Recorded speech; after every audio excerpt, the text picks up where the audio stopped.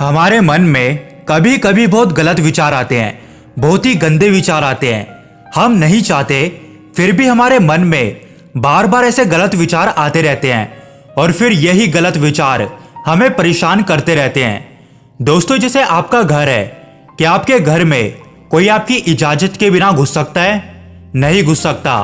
और अगर कोई आपकी इजाजत के बिना आपके घर में घुस भी जाए तो आप उसे धक्के मारकर बाहर निकाल सकते हैं। किसी भी कीमत पर आप उसे अपने घर के अंदर घुसने नहीं देंगे। आप ऐसा तो नहीं करेंगे ना कि अरे मेरे घर में कोई घुस गया, अब मैं क्या करूं, इसे बाहर कैसे निकालूं। ये सब सुनने में भी बहुत अजीब सा लगता है, लेकिन हमारे मन के साथ यही तो हो रहा है। हमें इन गलत विचारों को, इन गंदी आदतों को छोड़ना है, लेकिन हम जैसे ही अकेले होते हैं ये गंदे विचार हमें घेर लेते हैं।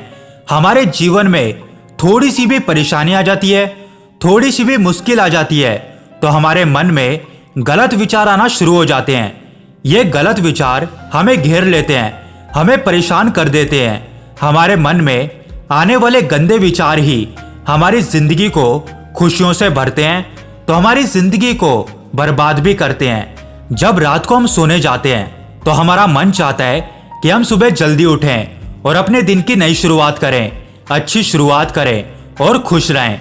लेकिन जब सुबह होती है तो यही मन चाहता है कि आप आराम से सोते रहें, आपको किसी भी प्रकार की कोई परेशानी ना हो। यह आपका मन आपको परेशानी से बचाना चाहता है। आपका मन आपका दुश्मन नहीं बल्कि आपका मित्र है। लेकिन यह मन बड़ा नादान है, क्योंकि मन नहीं जानता कि क्या सही है और क्या गलत है। आपका मन तो बस यही चाहता है कि आप खुश रहें, लेकिन यह आपकी जिम्मेदारी है कि आप अपने मन को समझाएं, उसको बताएं कि क्या सही है और क्या गलत है।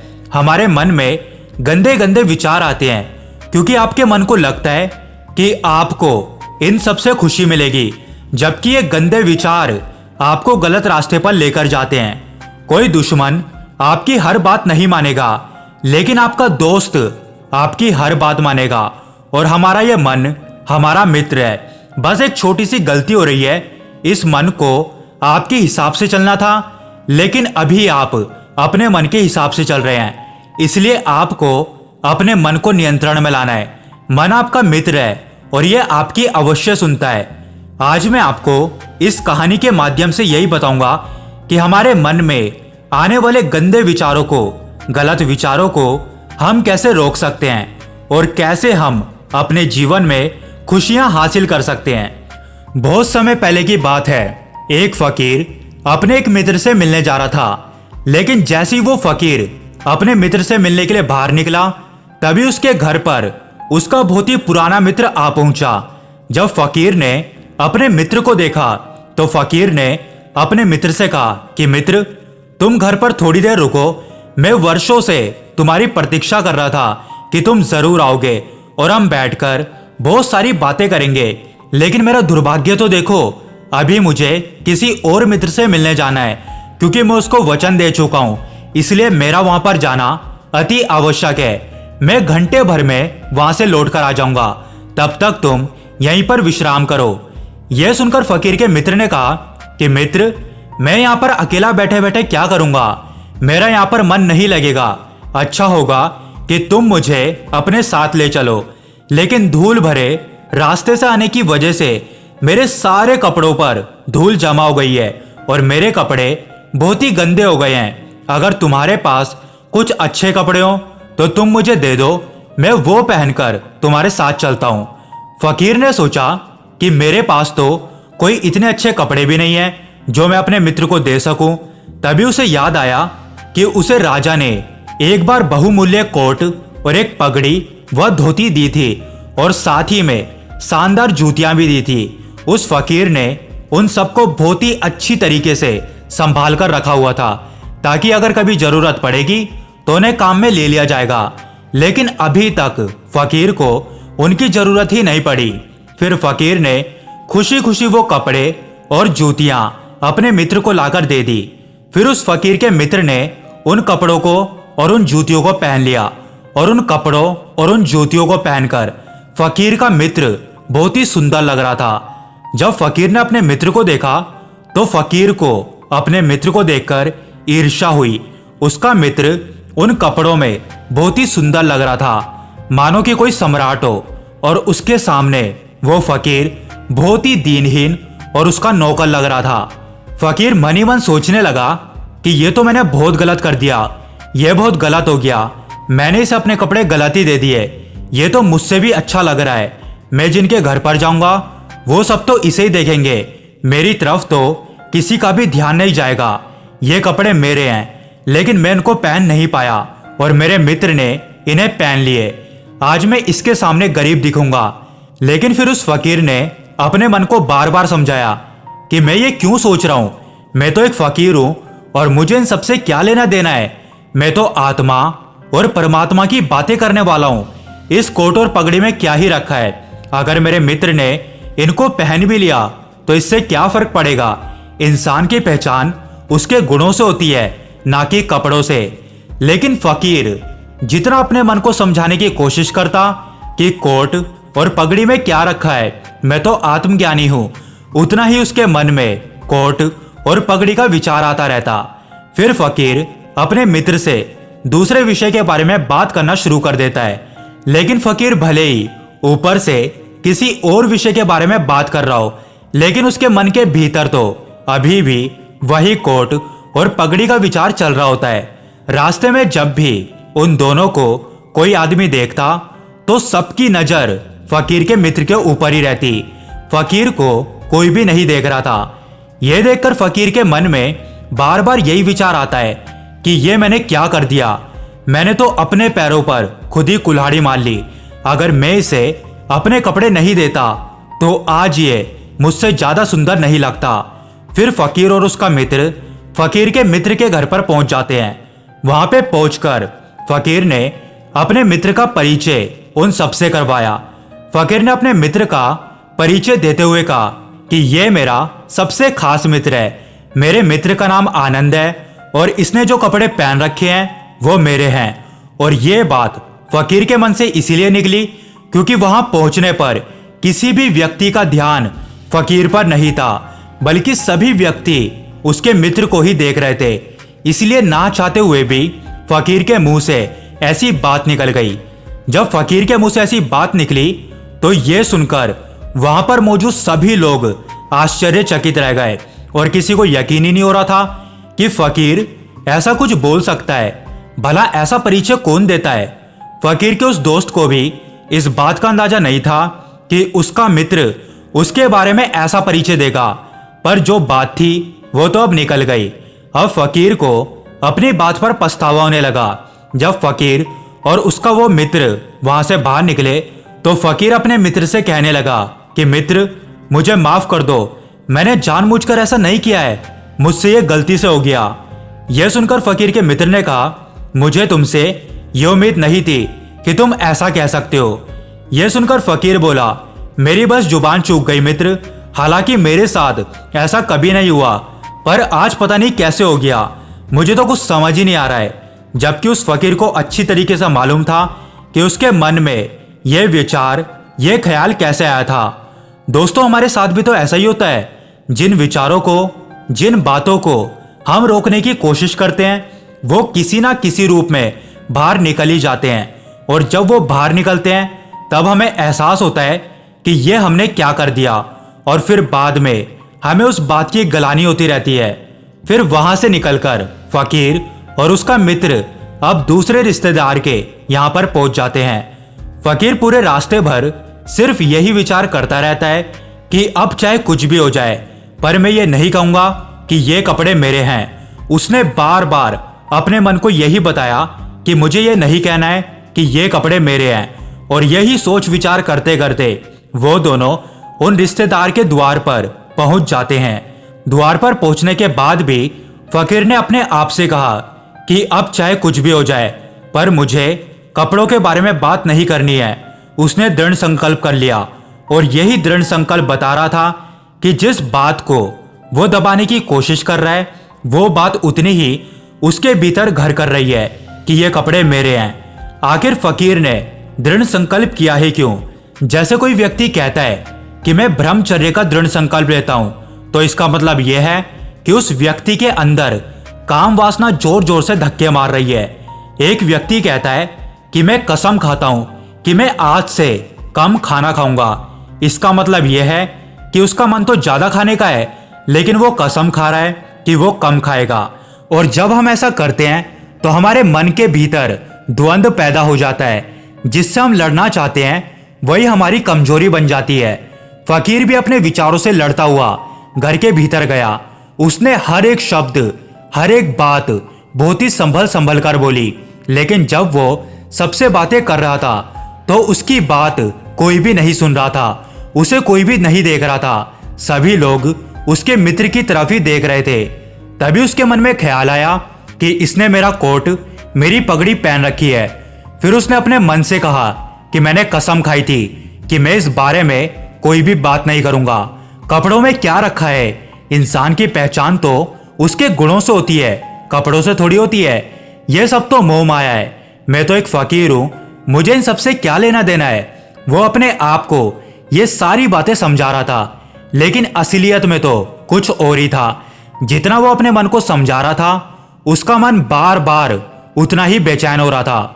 फिर फकीर ने अपने मित्र का परिचय अपने उन रिश्तेदारों में करवाया और कहा कि यह मेरा मित्र है, यह मेरे बहुत ही अच्छे मित्र हैं, और इन्होंने जो कपड़े पहन रखे हैं ये इन्हीं के हैं, मेरे नहीं हैं।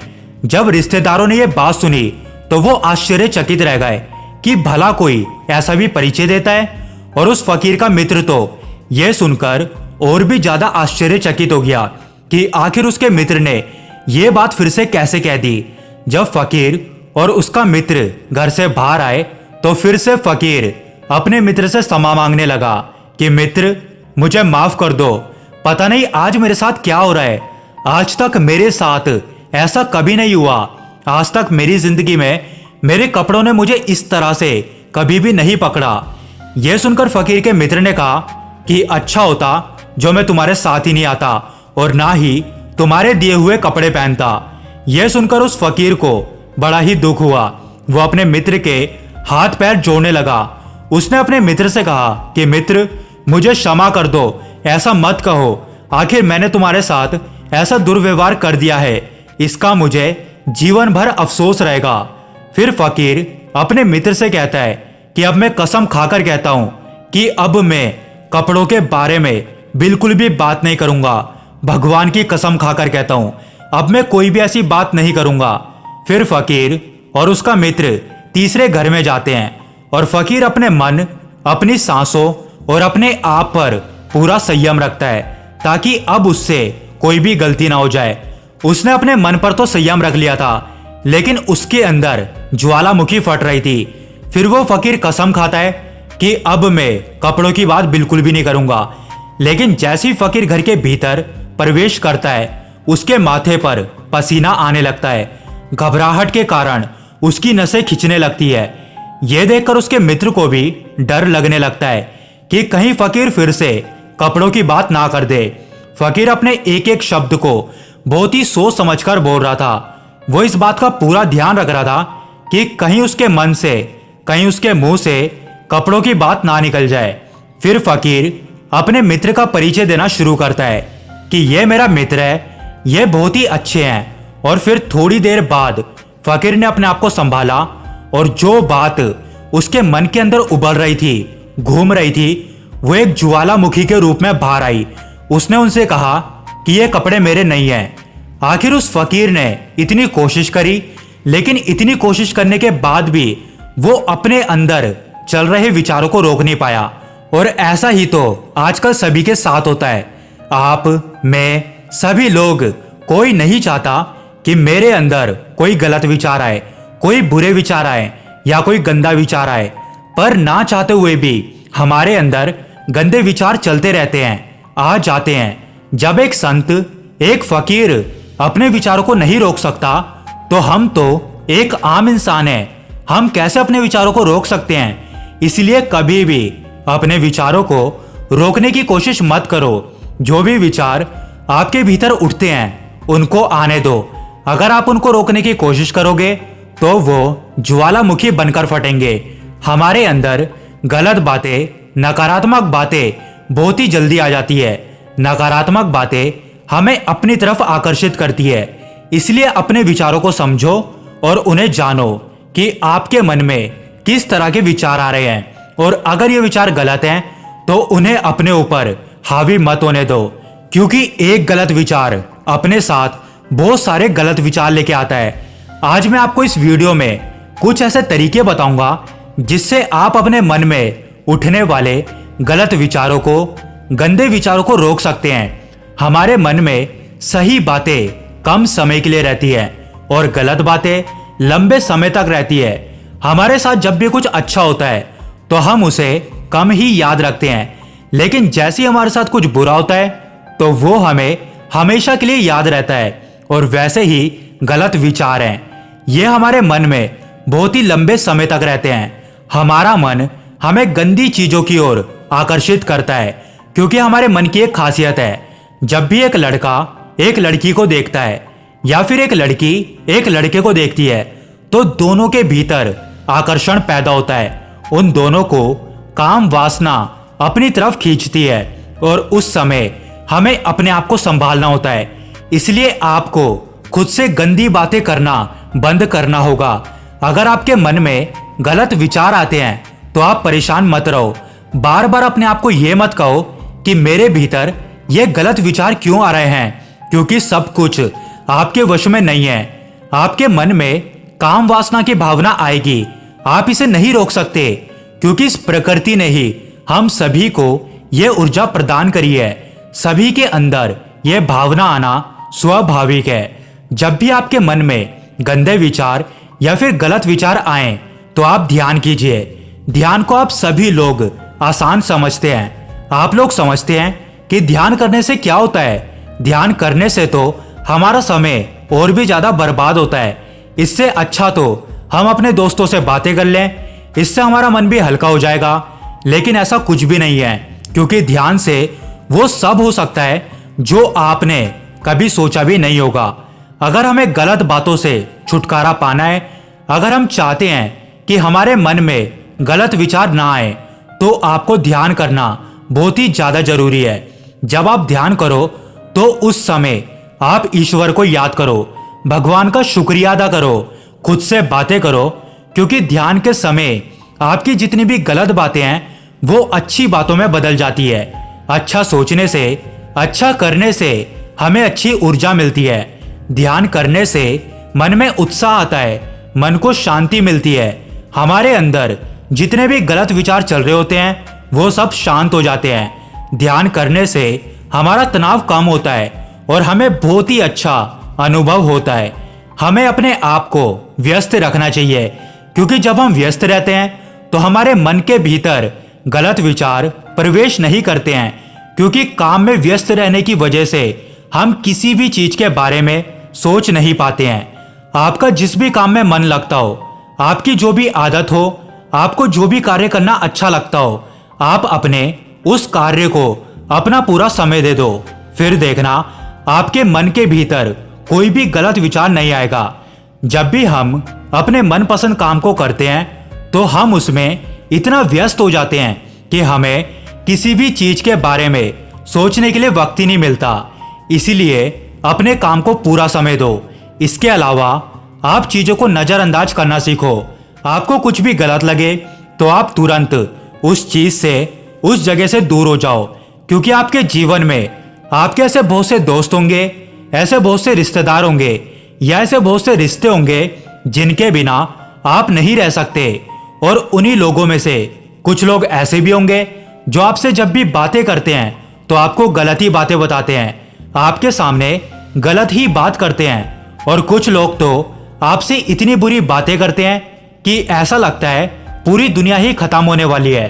तो ऐसे लोगों से आपको दूर रहना है, उनको नजरअंदाज करना है। अगर आप उनकी बातों को नजरअंदाज नहीं करोगे तो आप उनकी बातों में उलझते चले जाओगे।